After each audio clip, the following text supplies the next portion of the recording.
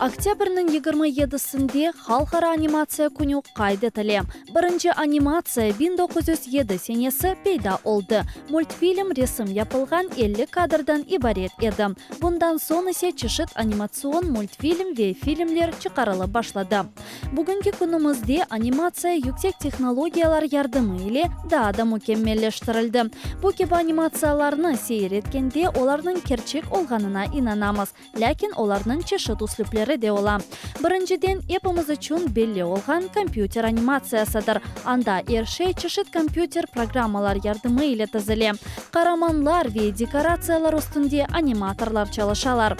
Бөлелікнен мейданда учды анимацияларда пейда ола біле. Бұндан да ғайры анимацияның дегер үслүбі де бар. Бұки бұл үслүбте декорациялардан қараманларға, қараманлардан ісе бір саниелік кадрларға қадар ершейні инсанлар өз еллерінен япалар.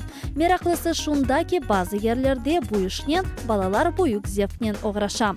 Мисал оларақ Ақмежет шайырында ерлешкен Күчік Илимлер Академиясы янында Манюня адлы балалар медиа студиясы бар. О 2006 сенесі тешкіл олынды.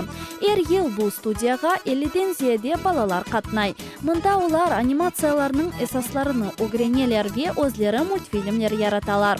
Видеомонтажда бірінші адымларына аталар. Бұндан да ғайры балалар чешет анимацион техникаларнен çalışалар.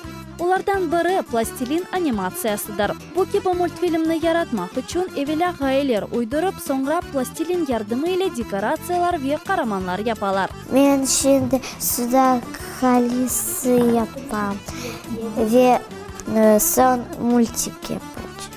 Қараманларны yapmaq işi дигер балаларға түшем. После декорации я делаю героев.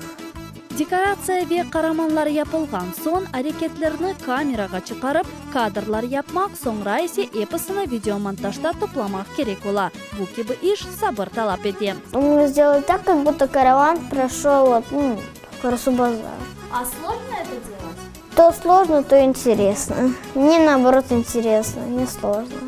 Студияға қатнаған балаларның эпосы ғайет мақсаткер. Бұл күнге қадар олар енді бір чоқ фильмлер чықарды. Олар арасында эфсанелер, масалар ве мультфильмлер бар. Бұнымен бір чоқ мүкафатларға наил олдылар.